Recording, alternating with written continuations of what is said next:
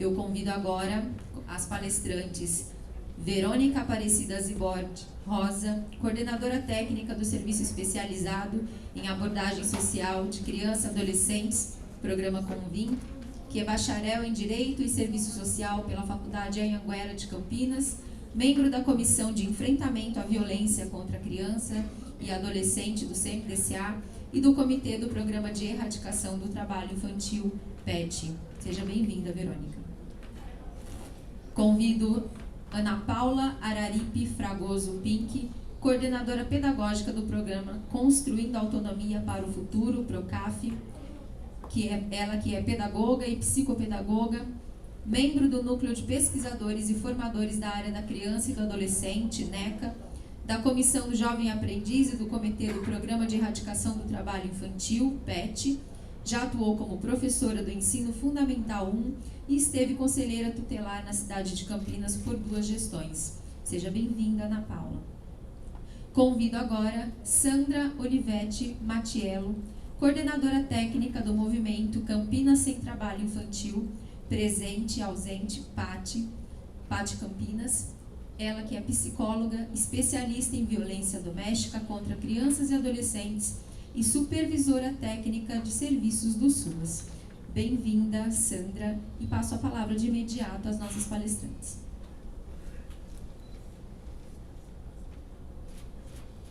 Bom dia a todos e todas novamente.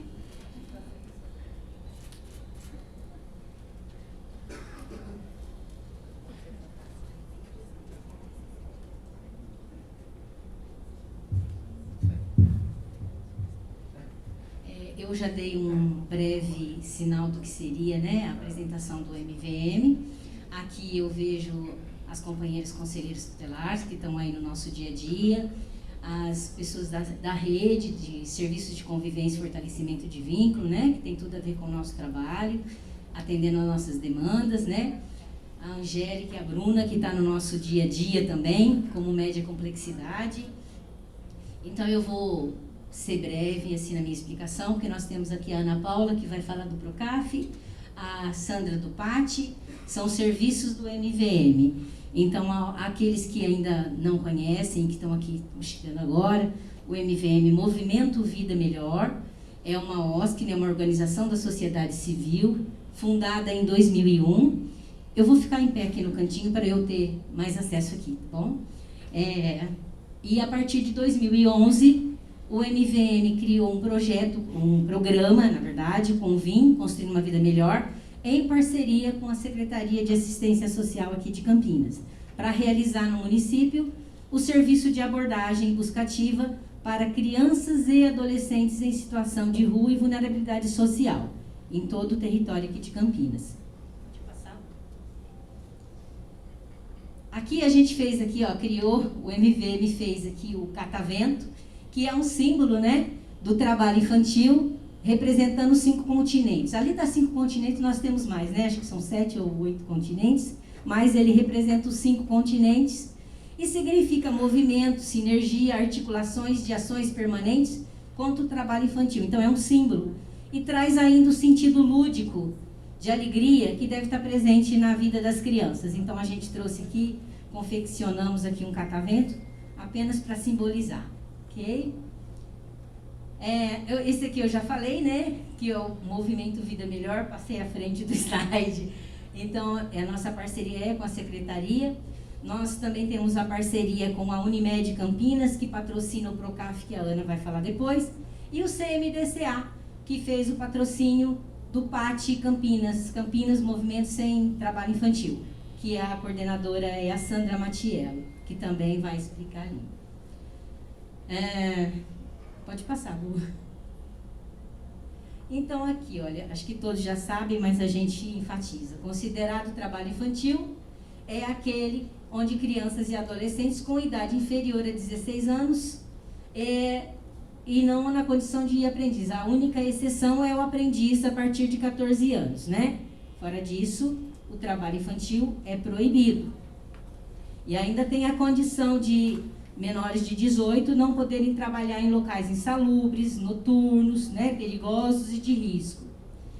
Aí a gente, no MVM, no serviço de abordagem, a gente trabalha, como a maioria aqui da rede, com a vulnerabilidade social, que é um conceito multidimensional que se refere à condição dos indivíduos, à condição de fragilidade, que os tornam expostos a riscos a níveis significativos de desagregação social. É o que a gente encontra nas ruas com os meninos, as meninas, em trabalho infantil, em mendicância. A mendicância praticada pela criança também é um tipo de trabalho irregular, né, que coloca aí em risco, em vulnerabilidade, em aliciamento para as outras coisas. É com isso que a gente trabalha, o MVM trabalha no dia a dia, né? E assim, a maioria são, que eu trouxe uns dados estatísticos depois, e a gente vai falar exatamente o que a secretária falou. A maioria são pardos e pretos, então negros, essa é a maioria, e a maioria meninos também. Isso não significa que as meninas deixam de trabalhar, é que as meninas trabalham mais no trabalho doméstico, de casa, cuidando dos irmãos, dos afazeres domésticos, que existe uma diferença, né, em trabalho doméstico e tarefa. A tarefa é importante para todas as crianças. Pegarem seus brinquedos, arrumar a sua cama, ajudar a mãe a colocar uma mesa, tão gostoso, né? Leva o prato, coloca na mesa. Então, tarefa doméstica é uma coisa que a gente deve incentivar a criança a fazer. Participar do cotidiano da casa, no dia a dia. Diferente do trabalho doméstico, que é proibido para os 18 anos, onde o adolescente ou a criança vai ocupar o serviço de um adulto, que é de responsabilidade do adulto, né? Colocar o adolescente para tomar conta de uma criança, lavar roupa, passar, cozinhar, quantos riscos tem? Então a gente incentiva muito as tarefas domésticas para as crianças no dia a dia, e não o trabalho doméstico, que esse é proibido para os menores de 18 anos mesmo. Então assim, quando a gente encontra na rua, e vocês vão ver nos dados ali, muito menino e as meninas, não, é diferente, né? As meninas estão mais resguardadas em casa, nesses afazeres, nessa tarefa, e os meninos é que vão para a rua, que é essa dinâmica, né, que tem. Sempre foi assim, né? Os homens podem ir na rua e a mãe segura um pouco mais a filha em casa. Então, esse é também o retrato do trabalho infantil. Esse daqui, então, o Convim, ele é especializado em abordagem, é um serviço tipificado, né, pelo Conselho Nacional de Assistência Social. Então, a resolução 109, de 11 de 2009, ela tipifica todos os serviços socioassistenciais no Brasil, né? Então, ele coloca ali a proteção básica, a proteção média e a proteção de alta complexidade. Então, especial é alta e média. E o serviço da abordagem, por se tratar de vulnerabilidade social, ele está dentro da média complexidade. Então, nós realizamos ali, e a nossa porta de entrada é o CREAS, né, que é o Serviço de Referência Especializado. Mas a gente também conversa com a básica, muito, né? A abordagem, ela sempre faz os encaminhamentos para serviço de convivência e fortalecimento de vínculo. E aqui eu vou apresentar um pouquinho do que é a nossa equipe do Convim, tá? Então, nós temos a coordenadora técnica, que sou eu, assistente social. Nós temos uma assistente social mesmo, a Alessandra, a psicóloga Alaide, 4 educadores sociais, né? Vou até dizer o nome deles aqui, porque eles estão no dia a dia enfrentando, eu acho que a gente tem que valorizar, né, equipe? É o Jefferson e a Gilda, que é uma dupla, que estão aqui presentes. O Cadu, que é educador social, está dando aula e não pôde vir aqui de manhã. E a Thaís, que está ali atrás, né?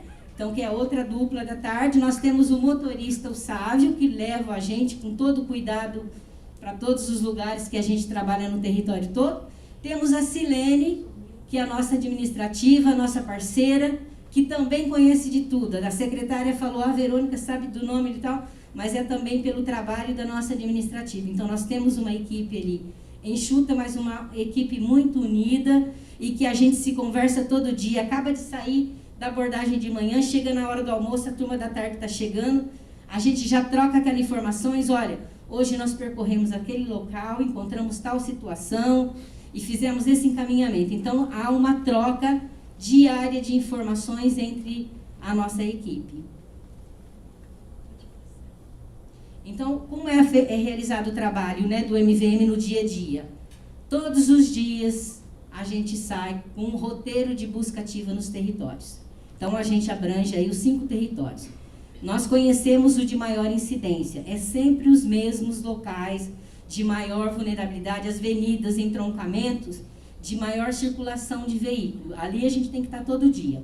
Mas a gente também tem que sair para mais periferia, ir lá na região noroeste, próximo ao Bassoli, ir na região sudoeste, na região ali do Itatinga, dos diques, na região norte, Barão Geraldo, que são os extremos, né? Região leste e centro. Então, a gente vai permeando e conhecendo e mapeando os territórios, tá?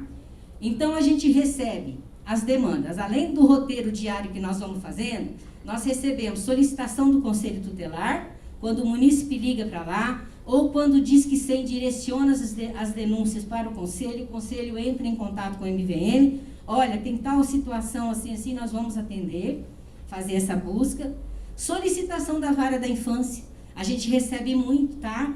Por exemplo, assim, o menino evadiu de um acolhimento e não é sabido onde ele está, a instituição informou a vara que é desconhecido, a vara pede para a gente isso, ou às vezes até é alguma questão de alguma ação que está na vara e a família foi chamada e diz que não desconhece o paradeiro. Então, a vara pede para o serviço de abordagem verificar nos territórios se já teve passagem pelo serviço ou se a gente conhece para a gente tentar uma localização. A gente também, na busca ativa, a gente faz.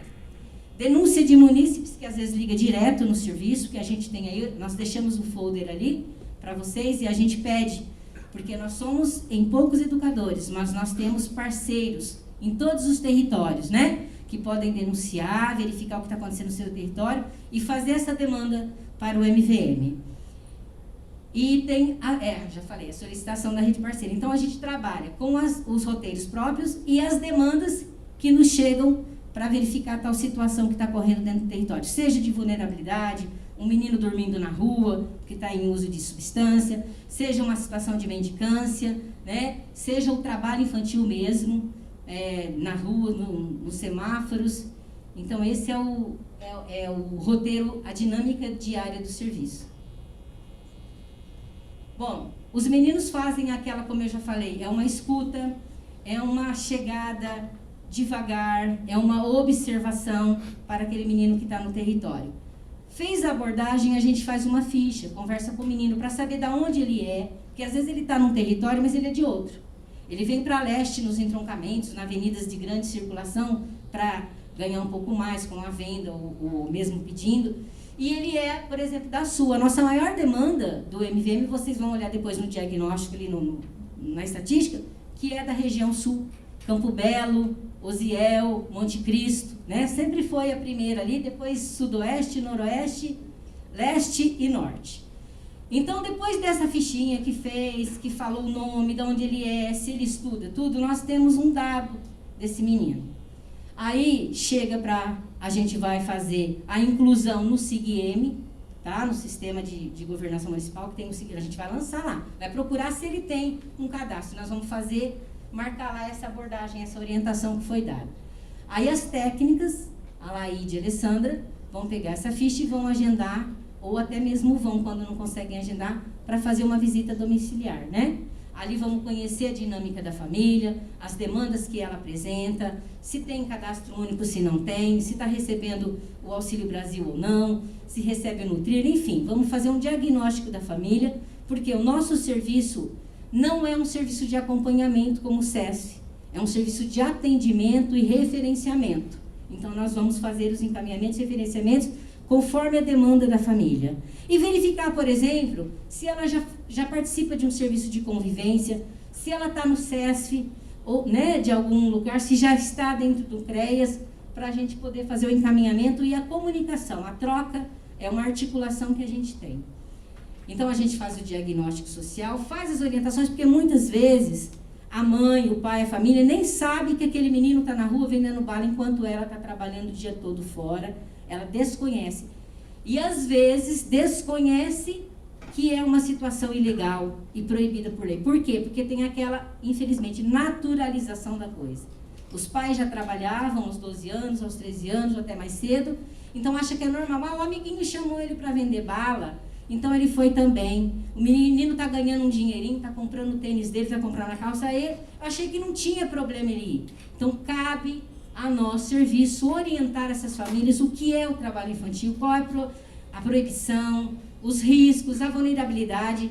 Porque o menino que está na rua, ou a criança ou adolescente que está na rua, ele está sujeito a atropelamento, como nós já presenciamos, que eles ficam ali, os motoqueiros passam naquele meio fio ali e acaba atropelando. Nós já presenciamos isso, né?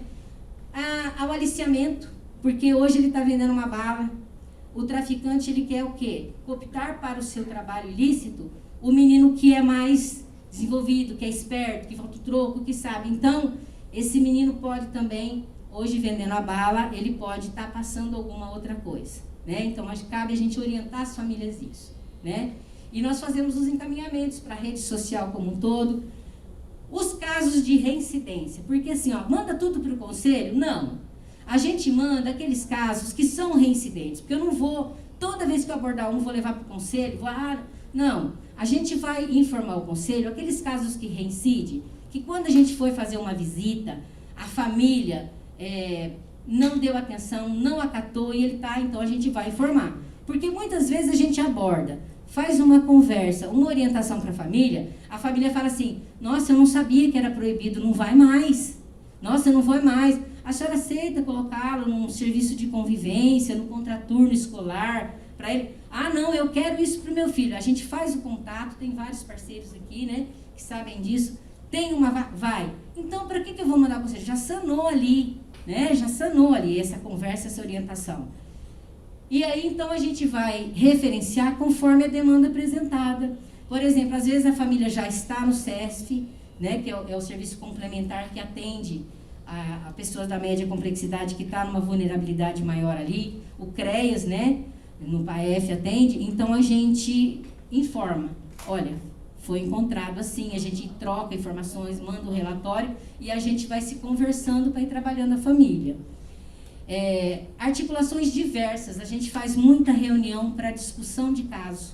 Às vezes o caso é tão grave, tão crítico, que a criança está exposta a tanta violação e tanta coisa que a gente percebeu, então a gente provoca. Ou a gente é provocado ou a gente provoca, né? Depende do caso, para fazer uma articulação de reunião de discussão de caso. E isso a gente tem feito com os CRAS, com os CREAS, com os serviços, com o Conselho Tutelar, né? E até casos em que a gente precisa colocar a promotoria da infância, né? Em casos, assim, extremos. Então, a metodologia utilizada é aquilo que eu comentei na mesa ali, né? A gente faz uma aproximação dessa abordagem proveniente da busca. Ela deve ser progressiva e cuidadosa. Porque a gente encontra na rua, a rua é uma coisa que a gente não pode falar que é uma receita de bolo, ela é muito dinâmica. Você encontra diversos tipos de menino. Tem um menino que está vulnerável porque ele tem apesar da pouca idade, não deveria ser esse o papel dele, ele se sente o chefe da casa.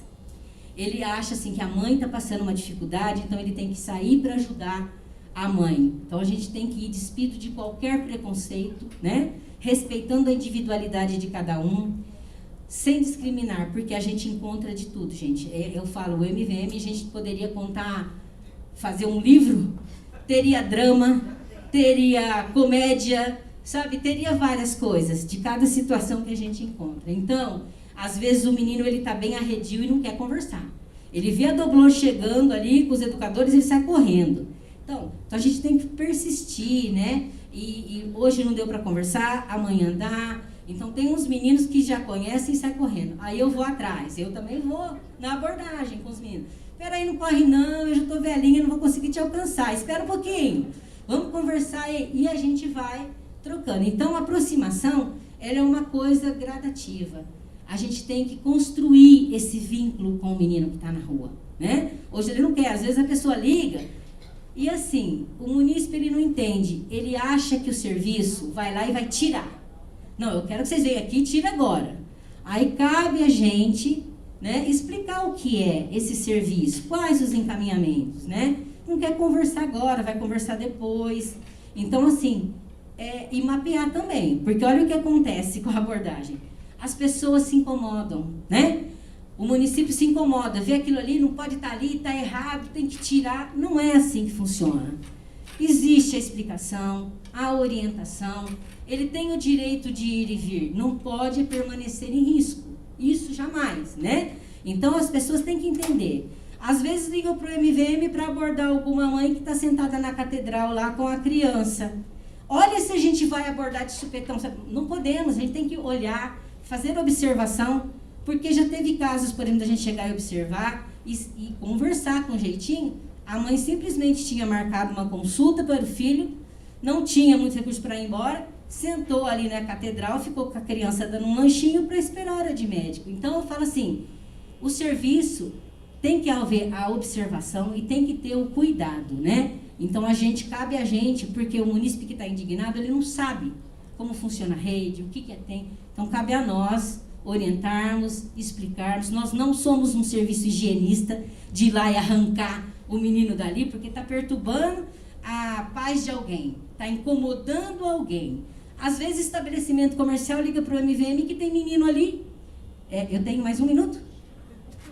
Falei demais. Então, assim, achando que a gente vai tirar. Então, a gente explica, tá? Pode passar. Então, eu vou passar bem rapidinho para você. Já passei, Gu, pode falar. Aqui eu vou passar rapidinho. Gu, volta só o slide do... esse aqui eu já falei. Pode passar, Gu. Esse aqui é 3.798 crianças e adolescentes abordados. Isso significa indivíduos, tá? A abordagem vai para 6.000 e pouco, porque às vezes um único menino, ele é abordado em várias outras, às vezes ele sai desse ponto aqui que a gente começa a ir lá e volta para um outro ponto. Então aqui, trabalho infantil 2.562, que são 67% dos abordados, né? E vulnerabilidade social 1.236. Vulnerabilidade social, por exemplo, é uma mãe que leva a criança e expõe. A criança não está pedindo, porque é muito pequenininha, não sabe pedir, não sabe mendigar nem nada, mas a mãe leva junto, né, para sensibilizar e tal. Crianças, 1.453, e os adolescentes são a maior parte, 2.345 abordados. Feminino é aquilo que eu já fiz, né, o comentário, não preciso voltar. 994 meninas e masculino 2.803. Isso nas ruas, tá? Porque a gente não aborda comércio local privado. É ruas, entroncamentos e avenidas conforme resolução. Os brancos, 1.419. Indígenas, que eu vou falar rapidinho, 82. Pardos e pretos, né? Se você somar os dois, ele dá a maioria ali, tá? Dos abordados. Trabalho infantil, as principais atividades: vendas, panfletagem, limpeza de lápides. Isso acontece sazonalmente no dia de finados. Já combatemos muito, hoje é muito pouquinho a questão dos cemitérios, tá? Porque é só no Parque das Flores agora, lá na região noroeste, que ainda continua, mas todo finados a nossa equipe está lá fazendo atividades e vem reduzindo gradativamente. Nos outros cemitérios foi erradicado, eu posso falar com toda certeza, um trabalho que nós fizemos junto com o Ministério Público do Trabalho, audiências públicas, e surtiu realmente um resultado. Vamos lá. Acho que já passou com esse, crianças e adolescentes. Já passou. Aqui, como eu disse, né, a região sul ainda é a maior parte de moradia dos abordados. Ali depois seguido da noroeste, sudoeste, leste e norte. E fora do município. Adolescentes de Montemor, Sumaré, Hortolândia, das cidades, vêm para cá também realizar atividades de vendas, tá? Aqui só um comparativo da pandemia. Vamos pegar rapidinho aqui, 2018 a 19 foram abordados 521. Em 2021, já no período da pandemia, o total foi de 667, então teve um aumento, tá? Na vulnerabilidade também teve o aumento ali de 163 em 2018-19, pulou para 308 2021 na pandemia, tá? E o trabalho infantil teve mais ou menos a mesma questão, mais ou menos o mesmo número. Porque não aumentou? Não, o que aumentou foi a vulnerabilidade social. Os meninos perderam espaço no território para os adultos. Por exemplo, posso dizer um ponto bem rapidinho para vocês. Bambini. Todo mundo aqui que é de Campinas conhece a Bambini e o tapetão ali. Ali muitos meninos ficavam. Eles perderam os espaços para os adultos que, por falta de emprego e alguma coisa assim, passaram a ser ambulantes, vendedores. Então, ocupou o espaço, tá, dos meninos. Os meninos saíram e ali tem, então. Então, a gente pode falar com toda certeza que a vulnerabilidade nesse período aumentou mais do que o trabalho infantil. Tem um trabalho, permaneceu, mas a vulnerabilidade aumentou. Aí a faixa etária, né, que também tem aí o comparativo de 2018 a 2019, foram 2.215 nessa situação e aumentou lá. Mas é por conta disso que eu disse. As mães desempregadas, os pais, eles levam criança, porque a criança sensibiliza, né? O adulto sozinho, ele não consegue. E do sexo também aumentou, né? Olha, aumentou os meninos e aumentaram as meninas também. As meninas geralmente ficam em panfletagem, tá? As declarações ali de brancos, indígenas, pardos, sempre a maioria, se você somar o pardo e o preto, né, que é preto, dá a maioria, tá? É a população mais vulnerável mesmo, tá? Pode passar, Gu. A região de moradia ali, como eu já falei, né, ó, sul é a primeira, depois vem a noroeste, a sudoeste, a leste e a norte, região de moradia. E na abordagem, a leste é a maior, a sul é maior que ali a região da Anton von Zuben, Ana Beatriz Berrimbach, né, que tem aqueles meninos que ficam ali, que é nas mediações do Campo Belo, Monte Cristo, né, que dá acesso fácil ali. Osiel. Aqui só umas fotos rapidinhas, a abordagem na rua, nossos educadores sentados conversando com os meninos que vendiam balas, próximo, né, ao cruzamento. Aqui é na Ana Beatriz Berrimbach, que o pessoal da Sul conhece, vários meninos limpando, vendendo, a gente faz a abordagem. Aqui foi um flash mob, eu trouxe uma foto só porque é muita coisa, então é o flash mob que a gente realiza lá no dia 12 de junho. Aqui é um trabalho com os araós, é a população mais vulnerável que a gente tem hoje, tá? Porque os araós, eles têm a cultura deles, eles não dizem que estão fazendo mendicância. Para eles é um trabalho sério, a coleta. Eles foram expulsos, por exemplo, da Venezuela, aquela situação deles, são índios venezuelanos, araós, tá? Nós temos aqui agora, acho que 18 famílias, entre parentes, estão querendo fixar moradia aqui. Então, a gente faz um trabalho com eles, olha, faz atividades, faz uma conversa. Aqui, essa daqui foi bem no período da pandemia, que eles não estão em situação de rua, tá, gente? Eles pagam pensão, alugam casa entre eles. Eles têm Auxílio Brasil. Aqui em Campinas a gente fez um trabalho de cadastro único com eles, aqueles que não tinham, fizeram. Recebem o Auxílio Brasil e recebem também cartão Nutrir, né, que a Angélica disponibilizou pra gente, dentro ali do DOAS. Então, eles estão assistidos da forma que dá pra gente atender. Nós fazemos o MVM um trabalho com a saúde, consultório na rua, né, direitos humanos junto, e a gente atende essa população na necessidade. Mas a necessidade deles não é só para eles. Eles querem mandar para a família que ficou lá. Então, eles ficam coletando, pedindo para mandar para fora também. Não é só a necessidade básica deles. Então, a gente faz um trabalho com eles. E aqui são as ações nos cemitérios. Todo 2 de novembro, nós estamos lá e fazendo atividade, chamando as crianças para fazer atividade, para tirar elas ali daquele local, tá? Isso continua. Acho que acabou, né, Ju? Pode passar, Ju. Tá? Nós temos aí o trabalho. Esse foi um trabalho com uma audiência pública do Ministério Público do Trabalho, que a gente fez e conseguimos erradicar no cemitério Acácias, Flamboyant e Aléias. Erradicou isso, a gente pode falar com toda certeza que os administradores compraram essa ideia e tal. No Parque das Flores continua, diminuiu muito, mas ainda tem aquela população mais vulnerável que acha que nesse dia pode ganhar um trocadinho ali, e a gente vem fazendo esse trabalho.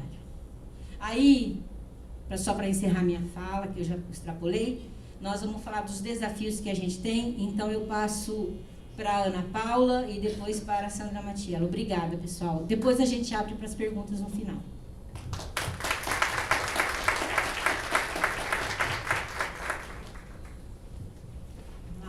dia. Sou Ana Paula, coordenadora pedagógica do PROCAF. Então, diante dessa angústia do MVM na abordagem de crianças e adolescentes, ficava o questionamento, né? O que fazer com essa situação identificada? Então, em 2014, o MVM idealizou o PROCAF, que é o Programa Construindo Autonomia para o Futuro, para atender o público-alvo de 14 a 17 anos e ofertar para eles uma capacitação profissional. Só que, quando a equipe técnica ia, fazia orientação... Está dando para escutar? Tá? Fazia orientação, né, sobre a legislação, sobre os perigos de estarem nas ruas. Esse convencimento, ok, você vai, explica, mas e o dinheiro que eles recebiam na rua, né? Ele faz total diferença na vida, seja para auxiliar em casa, seja para adquirir coisas, né? Então, a gente idealizou o PROCAF para que eles tivessem uma ajuda de custo e pudessem ser capacitados profissionalmente. Mas, para isso, a gente precisava de grana, né? E a Unimed Campinas foi quem resolveu patrocinar o PROCAF, tá? Então, o nosso parceiro é a Unimed Campinas. E eu vou falar um pouquinho de depois como que está configurado o PROCAF hoje. Ele já passou, a praxis, né? Ação, reação e ação. E aí, ao longo do tempo, ele foi sendo reformulado. Depois eu vou contar um pouquinho como é que ele está hoje. Então, nós já formamos 280 adolescentes que foram identificados pela equipe técnica do MVM em situação de vulnerabilidade social. Tá? Pode passar. O nosso objetivo é profissionalizar, capacitar profissionalmente esses adolescentes para que eles tivessem igualdade de condição no mercado de trabalho. Por que o filho do pobre precisa trabalhar e o filho do rico faz aula de inglês, faz curso, né? Então, a nossa ideia era que eles tivessem igualdade de condição para quem pôde ficar só na escola. Apresentar novas referências e possibilidades, e aí vou contar um pouquinho do nosso parceiro, que é o Senai Zerbini, hoje, e o universo de possibilidades que eles estão tendo e de oportunidades. E auxiliar na aprendizagem escolar. Pode passar, Gu. Então, como que está configurado hoje? São 3 encontros semanais.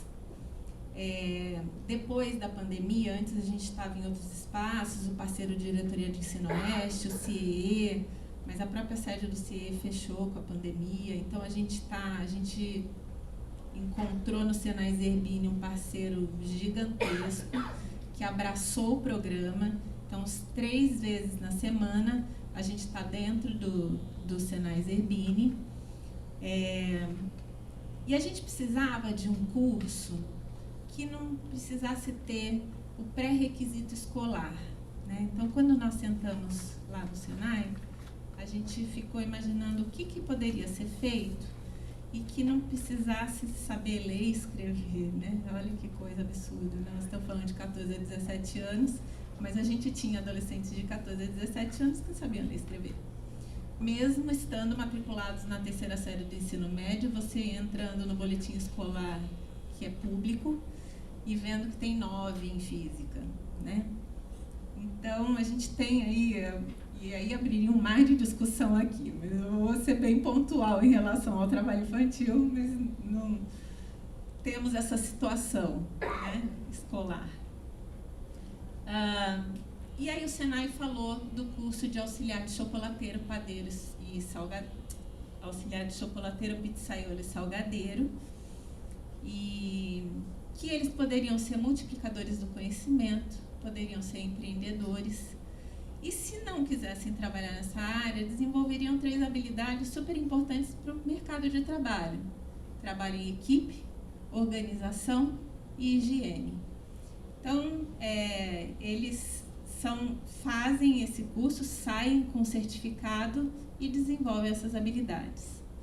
Com a pandemia, eles ofertaram para a gente o pacote Office. Então, os adolescentes, muitos nunca mexeram num computador e ter um certificado do Senai no pacote Office, né, que eles saibam, que eles entendam um pouco de Word, um pouco de PowerPoint, um pouco de Excel, isso se eles, a gente faz uma parceria com o CIE ainda, então é um diferencial para quando vai, seja para ser contratado como jovem aprendiz, né, para ser estágio, que existe estágio de ensino médio. Então, eles fazem o módulo de pacote Office, um módulo de preparação para o mercado de trabalho, que aprende a fazer currículos, como se comportar numa entrevista, isso tudo é desenvolvido no mercado de trabalho. E a ressignificação da aprendizagem escolar. Mais para frente vocês vão ver um pouquinho o término da ressignificação da aprendizagem. Eles escrevem um livro, eles contam um pouquinho da sua história, então a gente faz um trabalho aí interdisciplinar aí com o pacote Office, né? Eles contam um pouquinho das suas histórias digitando suas histórias, né? E eternizam essas histórias. Bom, então eles recebem R$50 por dia de aula e recebem lanche. E aí toda a produção que eles fazem na aula de auxiliar de chocolateiro, pizzaeiro, salgadeiro, infelizmente eles têm que degustar, né? Então eles comem chocolate até a tampa, chega a arrepiar em algum momento porque não aguentam mais. Comem pizza, salgado, é uma festa, né? Então a aula é muito divertida. Pode passar. Aqui vocês têm um pouquinho de imagens deles produzindo esfirras, pizza, fazendo chocolate, cake pop. Pode passar. No pacote Office, então, eles têm uma estrutura, né, uma máquina para cada um, uma máquina funcionando. Escrevi um artigo certa vez que fala sobre as mídias digitais, né? E numa pesquisa de campo, a gente via que a escola pública não usava o laboratório de informática porque se quebrasse não tinha quem consertar.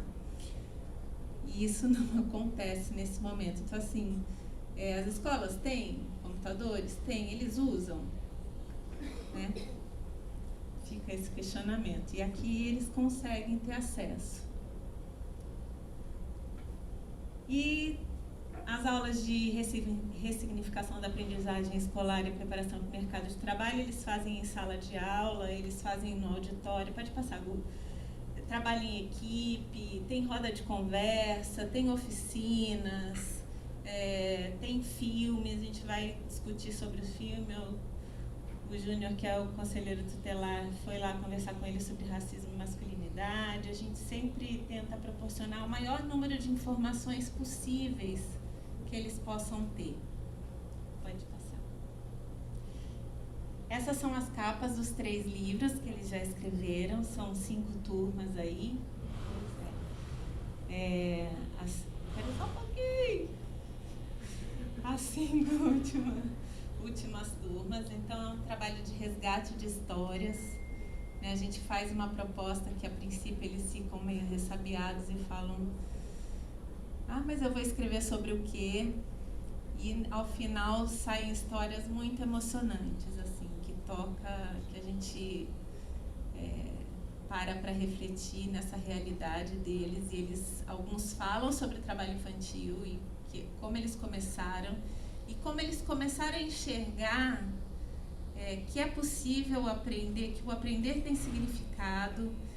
E a nossa proposta é essa, né? Tirá-los da invisibilidade e fazer com que eles entendam que eles são sujeitos de direito e que eles podem, né? Então, acho que a nossa missão é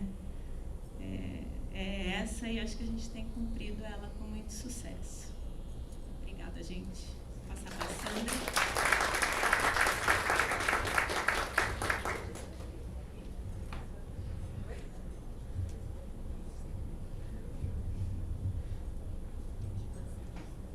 Então, gente, aí teve questão da abordagem, aí o PROCAF com a profissionalização, né? E continuava o desafio, crianças e adolescentes ainda em situação. Então, idealizou o PAT agora no ano passado, né? Em 2021. Pode passar, tá? Só para retomar, porque assim, o MVM ele está bastante associado à questão do trabalho infantil na rua, mas só didaticamente a gente tem que lembrar que além do da rua, existe o doméstico, onde a maioria ainda é exercida por meninas, né? Os meninos até fazem, mas não na proporção que é colocado para as meninas fazerem. Isso também, gente, vai provocar aí uma maior evasão escolar de meninas. Na pandemia, a gente pôde perceber isso também. Em atividades ilícitas, na informalidade, que é muito comum, né? A gente ainda tem um mercado de trabalho que contrata formalmente muito pouco adolescente, porque a partir dos 16 anos ele pode ser contratado. Mas é difícil a gente perceber isso e acaba contratando informalmente. Vai trabalhar ali na papelaria do bairro, no mercadinho, na banquinha, em vários locais, sem nenhuma garantia, né? O eventual sazonal, que é aquele mais ele é periódico, né? E, gente, não é pelo fato do trabalho, dessa ação de trabalho acontecer uma vez que deixa de ser trabalho infantil. Não é a quantidade que determina essa questão do trabalho. O noturno, que é proibido para qualquer adolescente, né? Só para adultos, após as 10 horas da noite nos grandes centros e 9 horas da noite no campo. O perigoso e o insalubre, o prejudicial, a moralidade, que a gente ainda precisa mexer na lei. Quem é lá da área do judiciário, até o jeito, se vocês um dia puderem entrar e dar uma olhada, os termos ainda estão desatualizados. A gente precisa atualizar, porque fala cabaré, a gente nem tem mais isso. Mudou, né? É um desafio aí acertar aí a legislação. Trabalho artístico e virtual, gente, é uma coisa que até recentemente a gente tinha pouco. Trabalho artístico você tem, é a única forma permitida por lei de trabalho de crianças, tá? Porque eles podem trabalhar em espetáculos, em novelas, atriz, cantor. Tem que ter toda uma autorização judicial, não é assim, vou virar atriz. Não. Vai lá, o juiz analisa, vê se está adequado, se as cenas que vão ser apresentadas ou que vai ser cantado pode.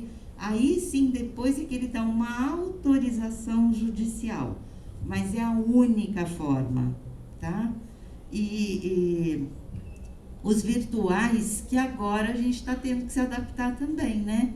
O que é trabalho virtual? Quando a brincadeira do TikTok deixa de ser brincadeira. Quando a interação nas redes sociais deixa de ser brincadeira. Essa criança e esse adolescente, ele fica muito mais preocupado em produzir conteúdo para não ser cancelado, para não perder seguidor, que ele acaba deixando de lado a escola, o grupo de amigos, porque ele quer ser youtuber famoso. A gente tem feito atividades práticas e tem visto alguns relatos, né, de crianças que já estão, não, eu quero trabalhar como gamer, youtuber, que são outras profissões que também a gente vai ter que correr atrás para se atualizar nisso, né? A exploração sexual comercial de crianças e adolescentes, que está dentro das piores formas. E muita gente fala, gente, mas acabou, né? Não existe mais trabalho escravo. Existe. Ele acontece de uma forma muito escondida, mas a condição em que a criança ou o adolescente está desenvolvendo aí a sua ação de trabalho é na condição análoga à escravidão. Por exemplo, aqui a gente tem o Jardim Itatinga. Dentro do Itatinga, quem é do Conselho Tutelar aí sabe que nos últimos meses, tinha um Uber de Santos que pegava meninas dizendo que vinha trabalhar aqui em Campinas, levou para essas casas, eles retiram a documentação e a menina entra devendo o pagamento do Uber, devendo a roupa, devendo a maquiagem. Então ela não consegue sair daquela situação. Quando dá uma brechinha, ela dá uma escapada e pede ajuda. Então isso é sim considerado, a partir do momento, não é aquela coisa, ela não tem mais os grilhões, as correntes, ela não está numa senzala, mas ela está numa condição análoga da escravidão. Pode passar. A gente tem que lembrar, gente, que o trabalho infantil, ele é desde o início da história da humanidade, né? Só que, para a gente poder agir com relação a ele, a gente vai ter que trabalhar nas causas, que envolvem as questões históricas, econômicas, educacionais, formação profissional, cultural, social e psicológica. E lembrar muito das consequências. Aqui, quem estudou e trabalhou ao mesmo tempo, ou ainda estuda e trabalha, é super cansativo, é super difícil. Imagina para uma criança dar conta do trabalho e do estudo. E se, lembra que a gente vai dizer, uma das causas é a causa econômica, ela, às vezes, ela vai ter que optar por falta de opção pela sobrevivência. Então, é assim, provavelmente, se você perguntar para aquela criança, para o adolescente, se ela gostaria de estar em outra situação, é óbvio que ela ia gostar, né? Se você ofertar para ela escola de qualidade, uma casa boa, uma família que cuide dela, ela não vai para o trabalho infantil. Mas se esse conjunto falhar, a tendência, então você tem uma causa envolvida aí que pode contribuir para que ela vá. Então, consequências educacionais, políticas, ela cresce à margem de um monte de conhecimentos. E quando a gente fala política, não é essa política partidária, mas é conhecer os seus direitos, a cidadania, como é que você vai viver nessa sociedade. Isso, o trabalho infantil tem consequências também, né? Socioculturais, na saúde, gente, quem nunca teve dor nas costas, no pescoço, ficou torto, imagina para uma criança, para um adolescente que está crescendo, o que pode causar de impacto no corpo dela, de doenças, quem fica na rua, chuva, sol, frio, calor, risco de atropelamento que vai pegar direto o corpo. Então, pode ter aí uma consequência, pode vir um câncer de pele lá para frente. Então, tudo isso, as pessoas enobrecem muito o trabalho da criança, mas não levam em conta todas essas consequências. E psicológicas. Muitas vezes, quando ela está nessa atividade, ela sofre muito assédio, preconceito, pressão, às vezes, familiar. Você não trouxe o dinheiro, você não produziu, você é isso. Pode aí impactar na autoestima, na confiança que ela tem com os adultos que cuidam com ela, tá? As causas psicológicas aqui por exemplo, aquele que está envolvido numa família extremamente violenta, onde a criança ou adolescente não é respeitada, onde existe, por exemplo, a violência doméstica, aí, uma violência sexual, um espancamento, né, uma violência física, ele pode achar na situação de trabalho infantil uma maneira de sair dessa situação, né? E também, e aí ao contrário, na consequência psicológica, pode virar um adulto aí com uma autoestima baixíssima, sem capacidade de se colocar, de falar, tá? Tem um episódio no canal do podcast, depois eu vou, que é conversando sobre o trabalho infantil, né? Que fala sobre essas causas e essas consequências. Pode passar, Gustavo. A equipe do Movimento Campinas Sem Trabalho Infantil Presente e Ausente, o PAT, ela é composta por mim, o Edson Araújo, que é sócio-educador, Edinho, tá ali, levanta a mão, e o Gustavo, que está aqui dentro, coitado. Põe a mãozinha para fora, Gustavo. Esse é o Gustavo. Tá? Essa é a grande equipe do PAC. Ele nasceu com o objetivo de auxiliar, de contribuir nesse enfrentamento ao trabalho infantil, fazendo divulgação. Gente, como é que a gente vai enfrentar se a gente não sabe o que é? Então, como é que eu vou cobrar uma postura das pessoas se elas não sabem, não têm acesso à informação do que é o trabalho infantil, por que não é legal, tá? As crianças e adolescentes ficarem. Trabalhar com a sensibilização, com a conscientização, buscar aí uma ajuda para esse fortalecimento da rede e monitoramento dos dados. Pode passar. Aí a gente resolveu fazer algumas ações. Nós temos o nosso site, que é o www.padcampinas.com.br, e a gente fez de uma forma diferente. Quando você acessa esse site, se clicar na aba criança, vai ter uma linguagem para criança, materiais lúdicos adequados, então tem joguinho, caça-palavra, são 3, ela clica, vira uma coisinha bem dinâmica, e materiais de apoio que ela vai entender. Para o adolescente já é uma aba com um pouquinho mais de conteúdo, mas também tem dicas de estágio, dicas de aprendizado, do que é, um monte de perguntas e respostas. Por exemplo, posso trabalhar sem carteira assinada? Ele clica lá, vai vir, né, uma resposta para ele. Vários filmes, dicas de materiais. A aba adulto é a que tem bem mais conteúdo.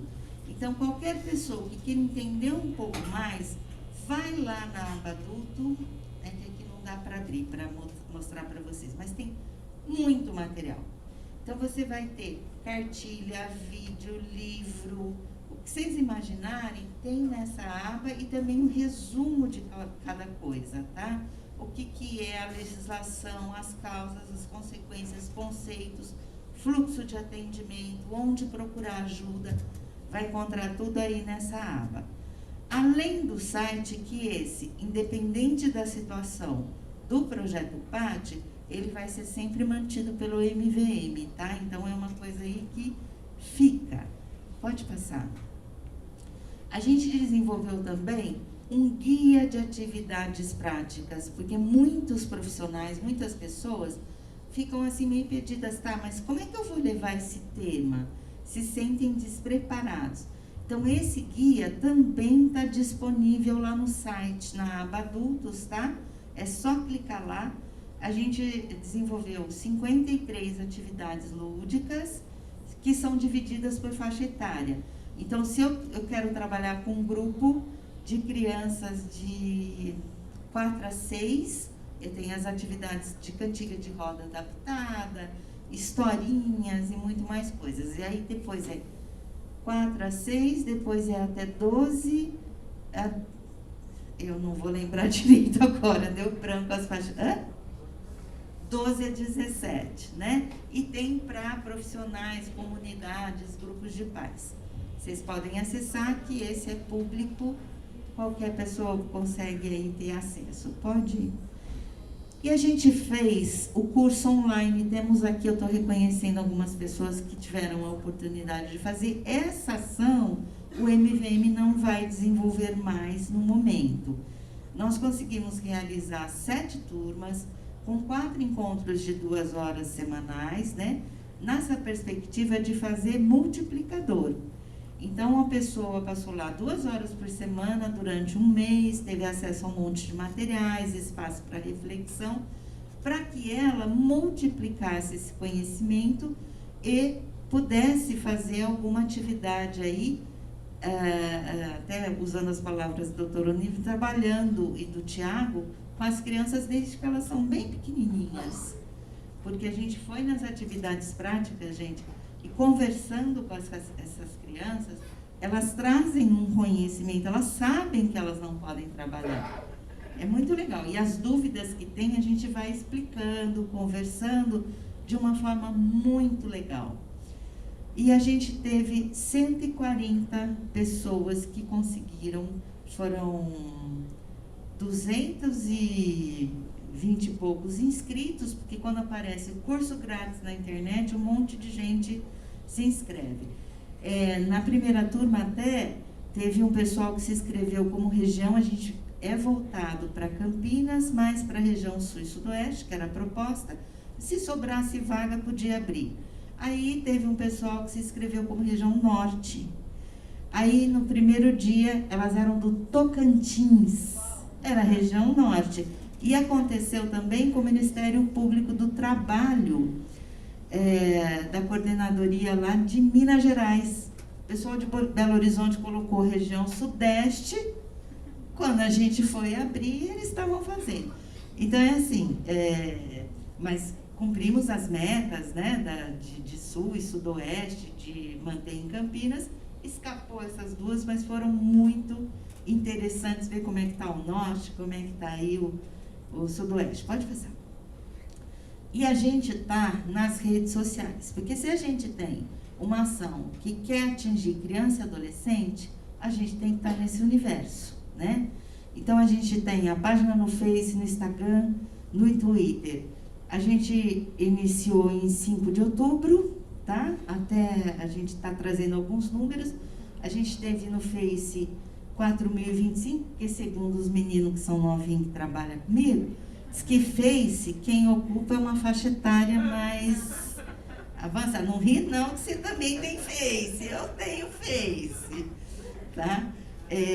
A gente tem alguns seguidores, o Insta, o Twitter, a gente está aprendendo a usar, tá? Um dia a gente chega, tem os números. Porque é tanta tecnologia que a hora que a gente aprende a usar uma rede, eles lançam outra, né? E o TikTok ninguém quis fazer vídeo dançando. Convidei a Verônica, não topou, então a gente não tem TikTok. Pode passar. A gente fez também, trabalhou a elaboração de vídeos e podcast. A gente tem vídeos lúdicos, inclusive eles estão em Libras, tá? A contação de história do vídeo tem o áudio e está em Libras, para poder aí dar uma acessibilidade, né? A gente lançou 15 episódios, que nessa semana já chegou a 17, que é onde não deu tempo de corrigir aí. Só podcast conversando sobre trabalho infantil. A gente tem, assim, por exemplo, legislação e atuação do MPT. Dr. Antônio de Lima, que é um nome bem reconhecido nacionalmente, tá? Que ele explica tudo. Então a pessoa não precisa nem ler, escuta o podcast, que era uma coisa que a gente também não tinha, né? Só ouvia programa de rádio, AM, FM. Agora tem esse tal de podcast, a gente está ouvindo também. Trabalho infantil e racismo, com a mestranda, ela já é doutoranda, né? Ela é mestre, a Camila Torres. Tem o Elisaf e a Júlia, que passaram pelo Procaf, que falam também. Então, os episódios estão muito legais. Tem um monte de nomes lá, não vou lembrar agora. Pode passar, Gustavo. E aí, gente, a gente teve também uma ação presencial em escolas, equipamentos e serviços. A gente fez o curso, formou as parcerias, fomos até as escolas, ou junto com os multiplicadores, que a gente chama com os profissionais, ou sozinhos mesmos, né?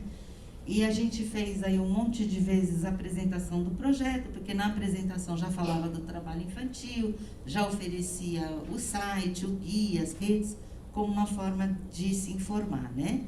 Buscando aí essa sensibilização. Então, a gente teve, por exemplo, no Santa Lúcia, fizemos uma capacitação para a básica da Leste, tivemos presente no Patrulheiros, no SETA, em escolas, gente.